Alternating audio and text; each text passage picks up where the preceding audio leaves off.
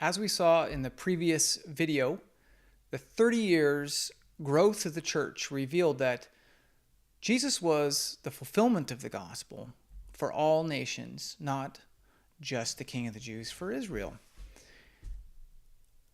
In the video before, as we listened to Jesus' teachings and analyzed the worldview that he taught, hopefully it became clear to you that God's desire to restore relationship with humanity was Jesus' purpose. That's why he came, and that's why he went to the cross.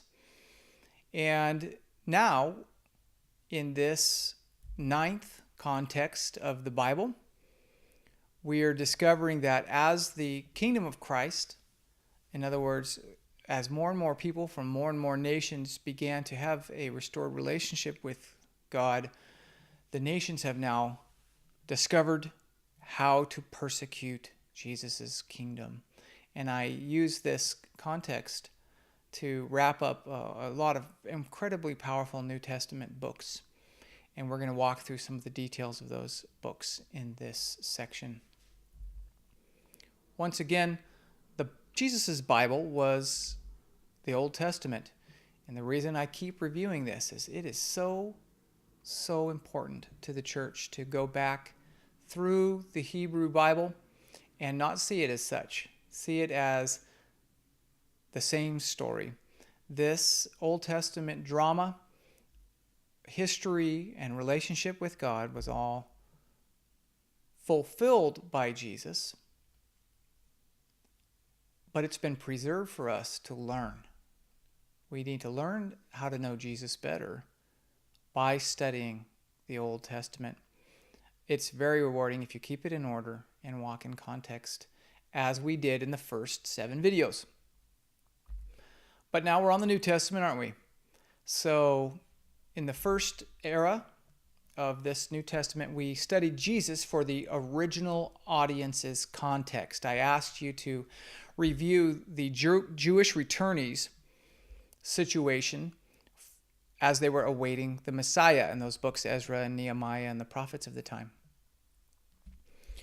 In the next section, we studied what happened once the Holy Spirit came and went on outreach into the nations in Jesus' name. And as the kingdom grew through the early Jewish believers, they found they had to address cultural transformation in the many nations throughout the Eastern Mediterranean. So we get to the current section, and congratulations. As you know, no good deed goes unpunished. As the Gentile nations have begun to be influenced by the gospel, they've learned how to persecute the followers of Jesus. So this 9th context I've called the nation's persecution of Jesus. It's really, they're persecuting the church. But remember, when Jesus spoke with Saul on the road to Damascus, he said, "Saul, Saul, Saul, why do you persecute me?" It's the same thing in this section. The most notable event was the Neronian persecution of the Christians. The government now was focused on a particular people group. The Christians had multiplied enough to where they became a political actor in Rome. And Nero likely blamed them for the burning of Rome. And then he finally executed both Paul and Peter. During this period of time, there were more gospels written, more letters, more circulars to a range of audiences throughout the Eastern Mediterranean as Jesus' kingdom expanded. And I'm going to go through each of those in a bit. So there's Luke and Acts, and that's really just a gospel itself. It's the gospel of the leader of the church, and then it's the gospel of the Holy Spirit's activities on behalf of the church. Most of these books are called the prison epistles. Titus is a pastoral epistle. And I think they classify Philemon as, I don't know what they do. But they're all written by Paul. These last 2 books are written by some guy, and then probably the Mark with the help of the Apostle Peter. So I'm going to go into the details of these books on our fancy-dancy map. These are the books or letters that have already been written up to this point. The gospel is expanded throughout the region. The struggle to redefine the gospel, to actually reveal that the gospel is for all nations and it's not about symbolic Jewish cultural practices. It's growing, and here's the next book that we look at. I think Luke and Acts were written during this time. Luke and Acts were probably, very likely, written by Luke, who was a Gentile doctor. And they were written for a Gentile guy named Theophilus, a Greek guy. And it turns out, if you count word by word, Luke wrote more of the New Testament than even Paul did, just by word count. Pretty amazing, huh? That in Jesus' kingdom, the record of the acts of Jesus and the record of the acts of the Holy Spirit on outreach for Jesus, all written by a Gentile. That's amazing. Now, the part about the persecution with Luke and Acts, I think, and many people think, this is actually called a Pauline defense.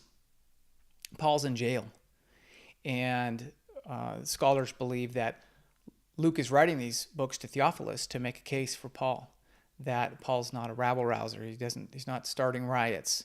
He actually is there to serve, just like Jesus was, there to give his life for the sake of the nations. So I think Luke and Acts is really a response to persecution. The next books are these prison epistles in which Paul's in jail in Rome, writing to the Philippians, Ephesians, and then to Philemon in Colossae, and then to the church in the letter to the Colossians. And Paul, what he's doing is he's discipling these churches that he's planted, even though he didn't plant the church in Colossae. One of his guys did. And he's apostling them from imprisonment. So the Jewish source of the gospel spread is now in persecution. And by God's grace, Paul is able, from his imprisonment, to continue to pastor these growing Gentile churches. Pretty cool. And the next books is a guy named Titus. So I think Titus is actually written later by Paul. And the amazing thing about Titus, 100% Gentile guy. Paul entrusted this island that had freshly been, freshly reached with the gospel, but they weren't doing well with their organization and with their faithfulness in transforming the culture of the island. And Paul had entrusted the entire island, entire nation, now to a Gentile guy who I would call an apostle.